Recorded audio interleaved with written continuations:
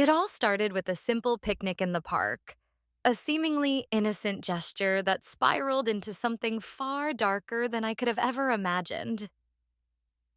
Kevin, as he called himself, wasn't just some casual acquaintance or occasional helper. He was an invisible puppeteer pulling at every string of my marriage.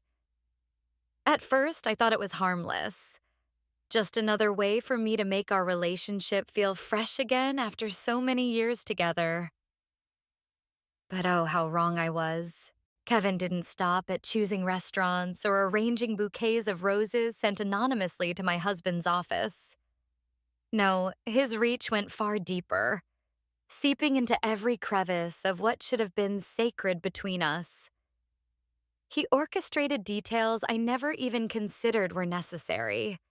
Dimmed lights casting shadows on candlelit tables, scented candles filling the air with intoxicating fragrances meant to set the mood, and whispered advice on which lingerie would drive Nick wild. Every text message from me, the ones Nick thought came directly from his loving wife, was actually crafted by Kevin. He wrote them late at night while sipping wine, dictating each word like a playwright scripting a tragedy. I convinced myself this was okay because it worked. For months, Nick seemed happier than he had been in years. His eyes sparkled when he read those messages, and his laughter echoed through the house again. The guilt gnawed at me, but I silenced it with excuses. This is for him. This is for us. And then there were the outfits, the dresses Kevin picked out, insisting they were perfect for each occasion. They hugged my body in ways I hadn't dared since before we married. Each time Nick complimented me, I felt victorious, believing I'd finally won back the man who once looked at me with such adoration. But nothing prepared me for the moment everything unraveled. It happened during one of Kevin's grand gestures, a romantic dinner under twinkling fairy lights at a secluded restaurant. As we leaned in for a kiss, Nick paused abruptly. "Why do you want me to close my eyes?" he asked, suspicion lacing his voice. My heart skipped a beat, but I forced a laugh. "Because I wanted tonight to be special," I replied, parroting Kevin's instructions without realizing the truth behind Nick's question. Later that evening, Nick confronted me, not about the kiss itself, but about Kevin. With trembling hands, he showed me photos taken through a crack in the window earlier that night. There stood Kevin, lurking in the darkness, watching us intently.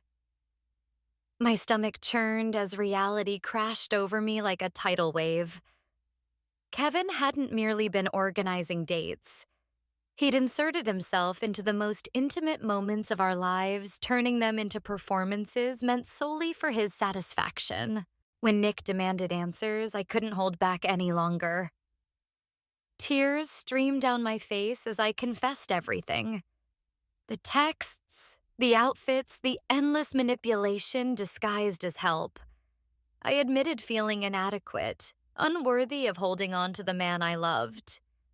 "I did it because I thought you were slipping away," I sobbed, clutching his arm. "I thought if I tried harder." Nick recoiled, disgust etched across his face. "You betrayed me," he spat, his voice shaking with fury. "Not just you. You let someone else invade our lives, control everything we shared. Do you even see how twisted this is?" The room fell silent except for the sound of my ragged breathing. In that instant, I realized the full extent of the damage I'd caused. Our marriage wasn't just fractured, it was shattered beyond repair. Nick walked away, leaving me alone with the haunting realization that I had lost not only my husband, but also whatever shred of self-respect I'd clung to. The cracks in our marriage didn't appear overnight. They had been quietly spreading like fault lines beneath the surface for years. But nothing magnified those fractures more than my desperate attempts to hold on to something that was already slipping through my fingers. Nick and I had been married for a decade, yet every passing day felt heavier than the last. Our intimacy had dwindled to almost nothing over the past 6 months. A void I tried to fill with exercise bikes, calorie counting apps, and late night cries into the bathroom sink. It all began when Nick casually mentioned how much he loved seeing me in my wedding dress.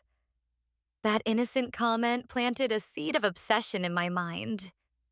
"You'll look stunning if you fit back into it," he said, his tone light but unintentionally cutting.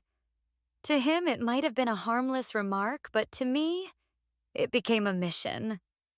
An impossible standard I set for myself because I believed it would bring him back to me. So I bought an exercise bike, dedicating hours each day to pedaling away the pounds.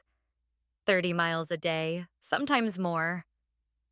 My legs burned, my body screamed for rest, but I pushed through, convincing myself that every drop of sweat brought me closer to reclaiming the life we once shared. But the physical toll was only half the battle. The emotional weight crushed me far worse. At night, after Nick fell asleep, I'd retreat to the bathroom, turn on the shower just loud enough to muffle my sobs, and cry until my throat was raw. I hated myself for not being good enough, for failing to be the woman Nick wanted. Every mirror reflected a version of me I barely recognized. Gaunt cheeks, sunken eyes, and a hollow expression that mirrored the emptiness inside. Yet, even as I starved myself, Nick remained oblivious.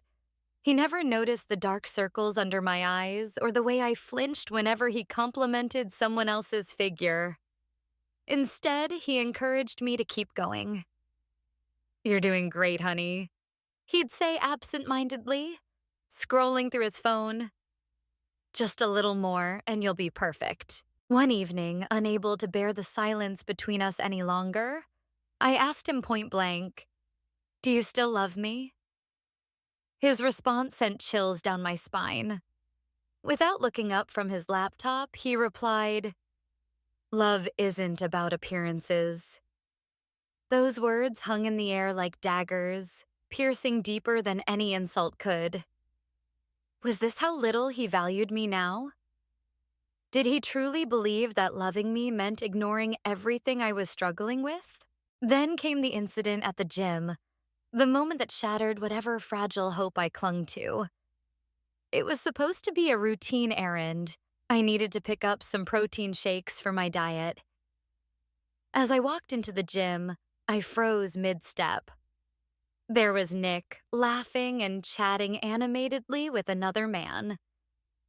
They stood close, their shoulders brushing, their smiles too warm to dismiss as mere friendship.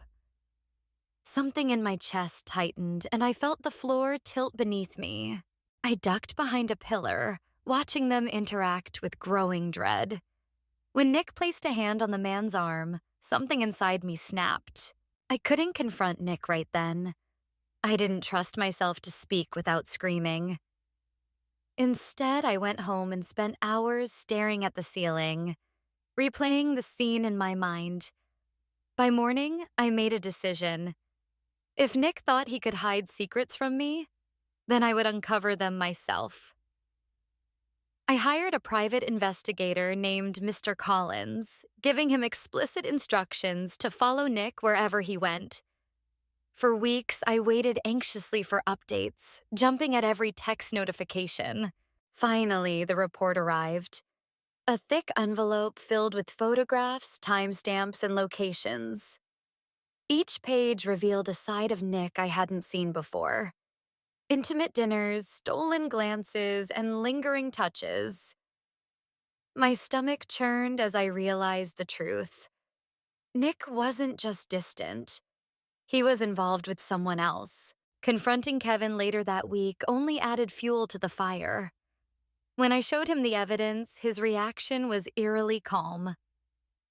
"I warned you," he said, leaning back in his chair. "Nick's issues run deeper than you think." His words infuriated me. How dare he act like he knew better? But deep down, I couldn't ignore the nagging suspicion that maybe, just maybe, he was right. The weight of secrets can crush even the strongest foundations, and in our marriage, those secrets were like a ticking time bomb waiting to explode. After months of silence, evasion, and half truths, Nick finally broke down one rainy evening, his voice trembling as he confessed something I had never dared to imagine. Sitting across from me at the kitchen table, his hands clenched tightly around a mug of coffee that had long gone cold, he whispered, "I'm gay." The words hit me like a freight train, leaving me breathless and disoriented. He explained how he had known for years but buried his feelings deep inside, afraid of judgment. From society, from his family, and most painfully, from me. "I thought marrying you would fix it," he admitted, tears streaming down his face. "I convinced myself that if I tried hard enough, maybe I could change. Maybe I could be what everyone expected me to be." His confession was raw, gut-wrenching, and utterly devastating. It wasn't just about him being gay. It was about the fact that he had chosen to hide behind our marriage, using me as a shield to mask his true self. But the betrayal didn't stop there.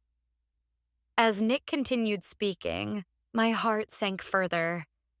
He revealed that his relationship with the man from the gym, the same man I'd seen laughing and touching him, had been going on for 6 months. 6 excruciating months during which we hadn't shared a single intimate moment. Every lie, every evasion suddenly made sense.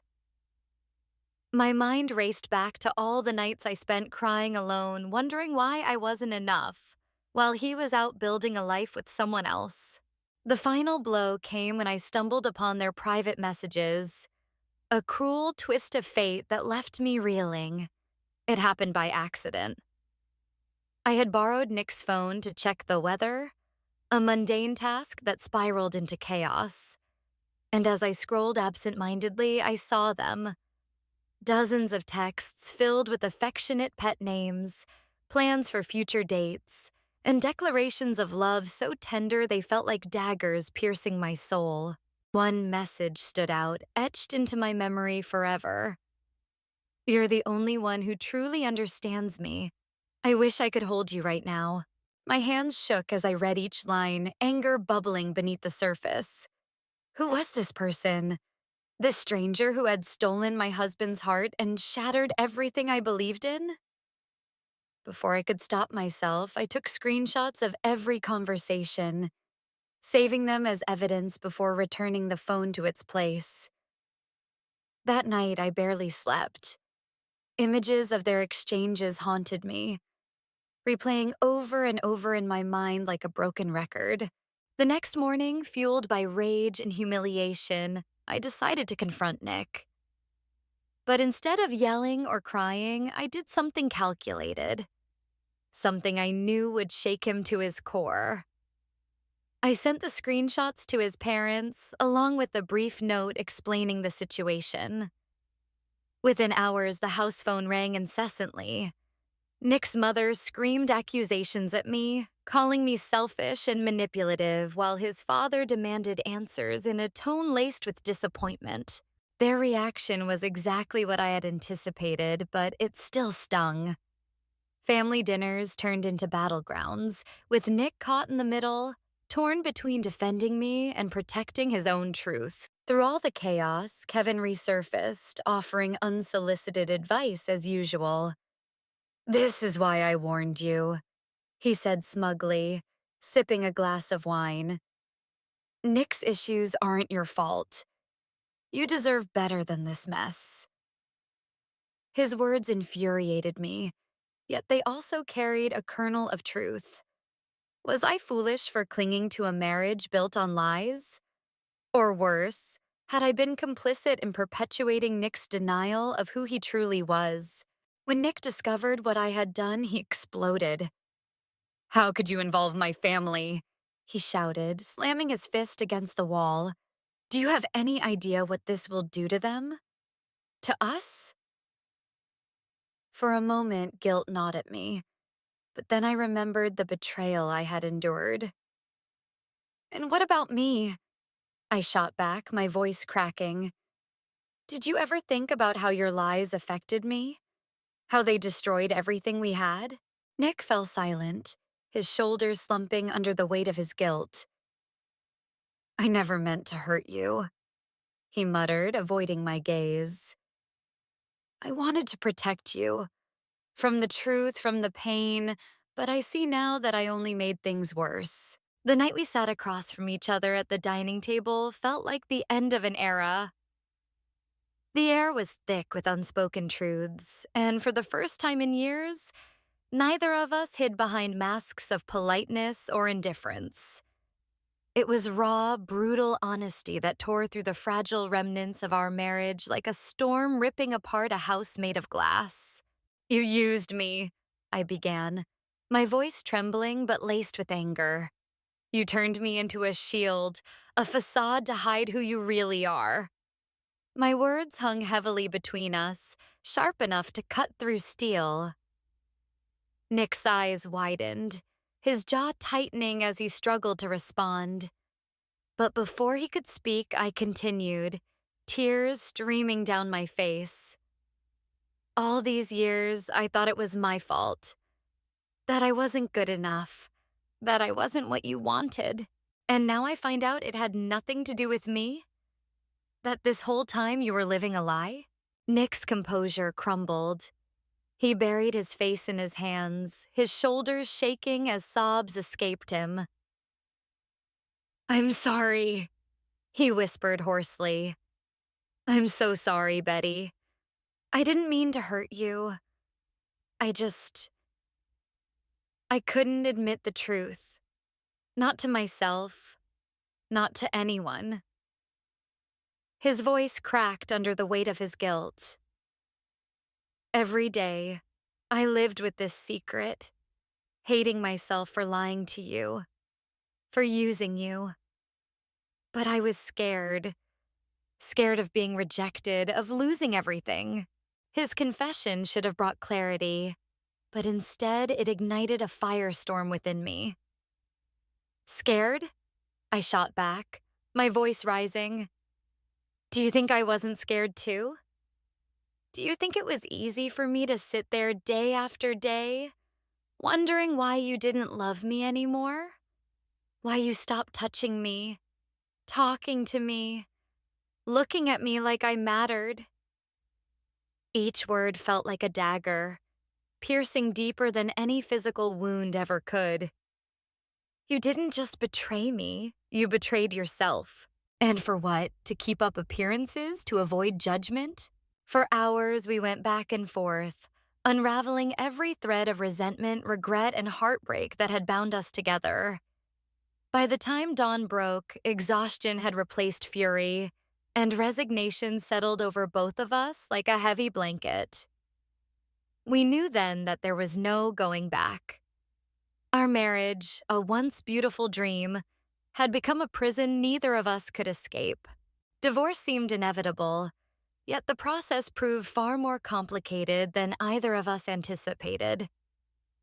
Nick's family, still reeling from the revelation of his sexuality, directed their anger toward me. Phone calls came daily, sometimes hourly, each one filled with accusations and blame. How could you let this happen? His mother demanded during one particularly heated conversation. Didn't you try hard enough to make him happy? Didn't you see the signs? Her words stung, not because they were true, but because they reflected her inability to accept her own son's reality. Even Kevin weighed in, though his involvement only fueled my frustration. You know, he said casually, pouring himself another drink. This might be for the best. You can finally move on and find someone who truly appreciates you. His nonchalance infuriated me. Who was he to offer advice when he'd played such a manipulative role in our downfall? Despite the chaos surrounding us, Nick and I eventually signed the papers, officially ending a decade-long chapter of our lives. As I walked out of the lawyer's office, clutching the final document, I felt a strange mix of relief and sorrow. Relief that the lies were over, and sorrow for the life we'd lost, and for the man who would forever carry the scars of his choices. The aftermath of our divorce was like stepping into two separate worlds, mine filled with the daunting task of rediscovering myself, and Nick's marked by both liberation and lingering guilt. After signing the papers, I sold the house we once shared and booked a one-way ticket to Europe, determined to leave behind not just the memories, but also the woman I had become. Someone who clung desperately to validation from a man who could never truly give it. For months, I wandered through cobblestone streets, climbed mountains at sunrise, and spent countless hours journaling in quaint cafes. Yoga became my sanctuary, a way to reconnect with my body after years of punishing it with extreme diets and grueling workouts. Each sun salutation felt like shedding another layer of shame, until finally, I began to see myself as more than just Nick's wife. I was Betty, a flawed yet resilient woman worthy of love on her own terms. It was during a sunset yoga session on a Greek island that I met Daniel. Unlike Nick, Daniel didn't try to mold me into something else. Instead, he celebrated every part of me: the curves, the scars, the insecurities. He listened intently when I spoke about my past, never once dismissing my pain or rushing me to move on. For the first time, I felt seen, not for what I looked like, but for who I truly was. When he kissed me under a canopy of stars, it wasn't tinged with regret or manipulation. It was pure, honest, and freeing. Meanwhile, Nick moved to San Francisco, embracing his truth in ways I imagined he always wanted to. He introduced his boyfriend, Ethan, to his family over Thanksgiving dinner, a bold move that sparked outrage among some relatives, but ultimately solidified his decision to live authentically. They bought a small apartment together, decorated it with vibrant art, and adopted a rescue dog named Luna. On paper, Nick seemed happier than ever. Yet late at night, when the city lights dimmed, he often found himself staring at old photos of us. One evening, while scrolling through social media, he stumbled upon a picture I posted, a selfie taken during a hike in Switzerland. My smile radiated joy, a stark contrast to the haunted expression he remembered from our final days together. "She looks so free," Ethan remarked casually, unaware of the storm brewing inside Nick. Guilt gnawed at him, knowing he had played a role in shattering the life we built. Though he tried to justify his actions, to remind himself that staying married would have been worse, he couldn't escape the ache of knowing he'd hurt someone who once loved him unconditionally. The wreckage of our marriage wasn't just a personal failure. It was a glaring testament to the fragility of relationships built on lies and unspoken truths. Looking back, I realize now that Nick and I were both prisoners, trapped in roles we thought society demanded of us.